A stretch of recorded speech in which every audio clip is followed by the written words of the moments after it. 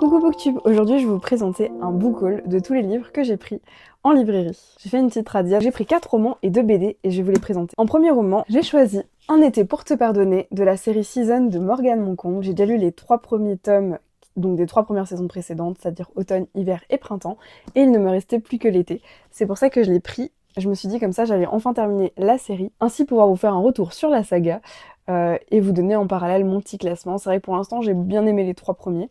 Donc on verra si celui-là va détrôner l'un de ceux que j'ai préférés. Je vais vous lire le résumé.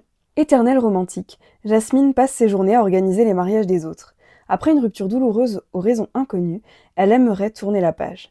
Mais quand ses amis se marient, elle sait qu'il sera là. Celui dont il ne faut pas prononcer le nom, c'est lui, Andrea Moretti. Son premier amour, l'homme qu'elle n'arrive pas à oublier. Célibataire malgré lui, Andrea refuse de vivre avec des regrets. Un seul le hante jour et nuit, avoir laissé échapper l'unique femme qu'il a jamais aimée. Contre leur gré, les voilà forcés de se côtoyer le temps d'un road trip en Toscane. Son seul regret, c'est elle, Jasmine Pam, son ex. Celle qui lui a brisé le cœur il y a 2 ans. En dépit de la rancœur, l'amour n'a jamais disparu. La vie leur offre une seconde chance, mais n'est-il pas déjà trop tard? Donc là, j'ai l'impression que c'est une troupe de proximité forcée, aussi de seconde chance, donc à voir, ça a l'air très sympa. Jasmine, il me semble qu'elle est wedding planeuse, c'est pour ça qu'ils disent qu'elle prépare des mariages. Donc à voir, franchement ça a l'air sympa, la Toscane en plus ça fait très été, très vibe vacances, pourquoi pas. Vu que c'est encore un peu l'été, on va en profiter. Le printemps je l'ai lu en été, mais l'automne je l'ai lu en automne et l'hiver en hiver, donc j'aimerais bien lire l'été en été. Prochain livre que j'ai choisi, c'est un livre un peu particulier qui s'appelle 28 jours ou l'éternité de Anouk Flippini. Donc j'ai pas encore lu de livre de cette autrice, mais j'ai déjà lu plusieurs romans de la collection Un jour une lettre, et c'est ce principe-là que j'aime beaucoup, c'est pour ça que je l'ai choisi. Déjà, je trouve que les couvertures, elles sont toujours très chouettes, il y a beaucoup de détails un peu dorés, j'aime trop, ça j'adore. Et en fait, c'est un principe d'enveloppe. Chaque jour, on ouvre une enveloppe et il contient un chapitre, et c'est comme ça qu'on avance. Donc chaque jour, on avance d'un chapitre. J'aime trop ce principe, je trouve ça trop mime, c'est très interactif aussi. Donc je trouvais ça sympa, je me suis dit en lecture un petit peu à côté, parce que des fois, je lis plusieurs livres en même temps, ça m'arrive. Et je trouve que ça, c'est des lectures en général assez douces à lire à côté d'un autre livre, par exemple. J'ai hâte de le commencer, je pense que pareil, lui, je vais pas trop tarder, histoire de rester encore un peu dans le mood des vacances, puisque celui-là, il me semble qu'il fait très été. On va lire le résumé ensemble. Vivre à n'en plus finir. June arrive à Rome avec un secret enveloppé, dans une boule de coton. Elle est là pour explorer la ville éternelle, mais pas seulement. June veut écrire 28 lettres, une pour chaque année de sa vie. Ensuite, elle partira. Mais Rome a une façon bien à elle de la ramener à la vie. Une ado qui a perdu son chat, une vieille dame inarrêtable, une logeuse au sourire communicatif, et puis Angelo, qui drague comme il respire, mais qui donne un nouveau sens au mot désir. Et si cette vie-là, elle pouvait la vivre? J'ai 28 jours pour tout ressentir plus fort avant de partir en beauté. Apparemment, c'est un livre qui est aussi disponible en audio, pour ceux qui sont intéressés. Voilà, donc je l'ai choisi parce que pareil, je trouve qu'il fait très vibes vacances, et j'aime beaucoup le principe d'ouvrir une petite enveloppe par jour. Il me reste encore 2 romans à vous présenter, et l'un d'entre eux, c'est pas n'importe lequel, c'est Un printemps au goût de mochi de Sawako Natori. Il me semble que lui, j'ai pas lu le livre non plus de lui, c'est à l'air d'être un auteur japonais, donc un roman japonais, ça se voit tout de suite à la couverture. En principe, dès qu'il y a un chat dessus en général et des couleurs un peu douces, c'est très roman japonais. On va lire la 4e de couverture. Un printemps au goût de mochi. Dans la petite gare de Nohara se trouve une librairie où il semblerait que l'on déniche à coup sûr le livre qu'il nous faut. Lorsque cette rumeur parvient à Fumiya, un jeune étudiant, il quitte Tokyo pour partir en quête de l'ouvrage qu'il cherche depuis des années. À la librairie, il fait la rencontre de Makino, la rayonnante patronne, Waku, le propriétaire, un tantinet agressif, et Sugawa, le libraire taciturne.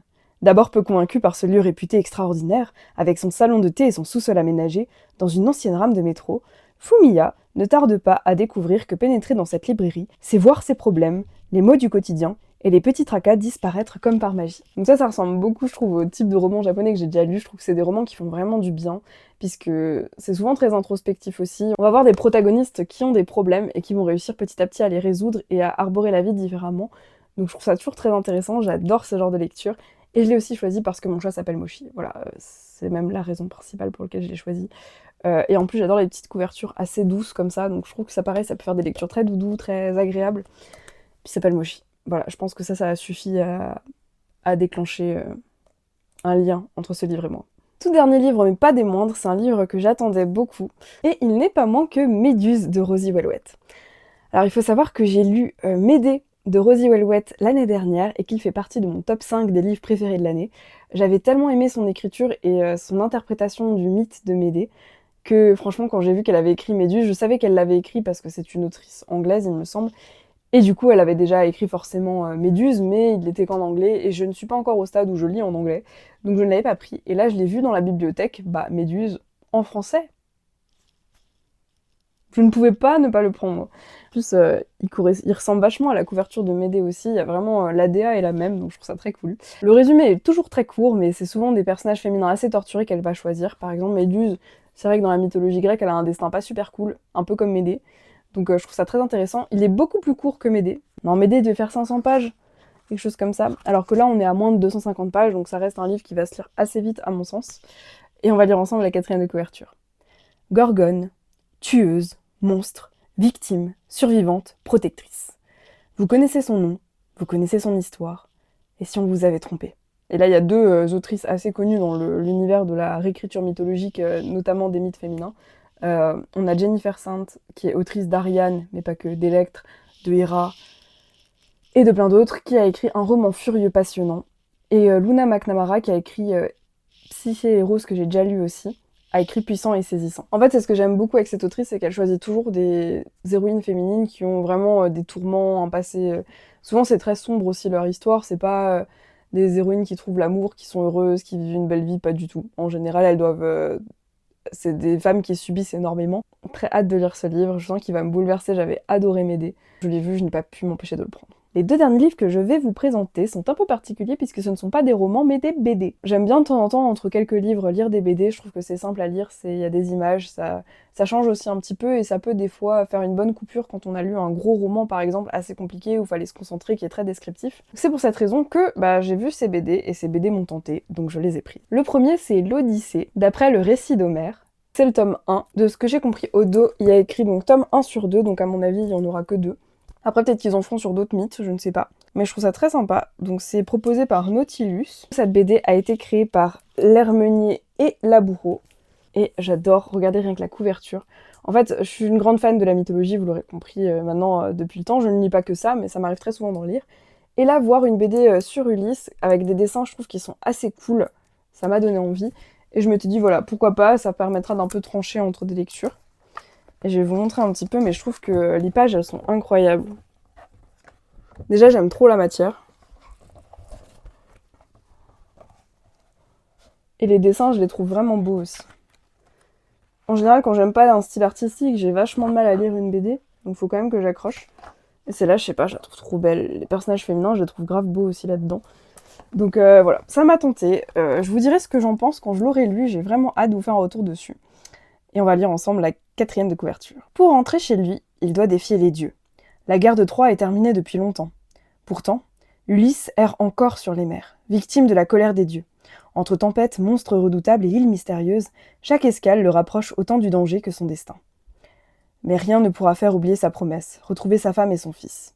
Une adaptation en bande dessinée épique et accessible du chef-d'œuvre d'Homère, entre aventure, magie et émotion. Et apparemment, voilà, il peut être utilisé pour compléter la lecture de l'Odyssée, ouvrage de référence de l'éducation nationale, et cet album comprend même un cahier pédagogique. Il m'a tenté, à voir, je vous dirai ce que j'en pense, surtout que je lis quand même pas mal de mythologie, donc je pourrais faire vraiment un bon retour sur leur choix scénaristique et tout ça, voir comment ils l'ont adapté. Hâte de vous faire un retour dessus. On en vient au dernier livre de mon book haul. Alors c'est une BD que j'avais déjà voulu prendre plusieurs fois, mais c'est un sacré pavé, et bon, c'est un certain coût aussi, donc je l'avais pas forcément encore pris.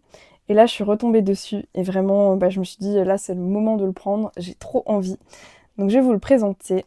Le roman graphique, c'est Les Grandes Oubliées, pourquoi l'histoire a effacé les femmes, de Titiou Lecoq et Marie Dubois. Donc vous voyez, c'est quand même c'est un roman graphique, mais voilà, assez long quand même, mais format très BD, donc il n'y a pas de texte à proprement parler.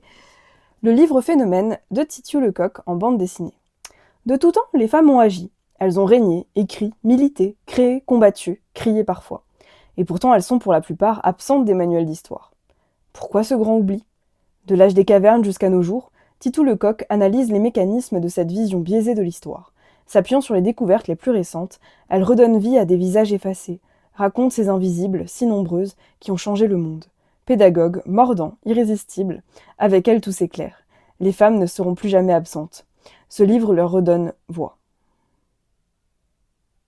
Titiou Lecoq livre un grand récit passionnant et vrai, à lire absolument. Et j'adore aussi le style d'illustration, parce que comme je vous disais avant, moi je ne peux pas acheter une BD si vraiment le style ne me plaît pas.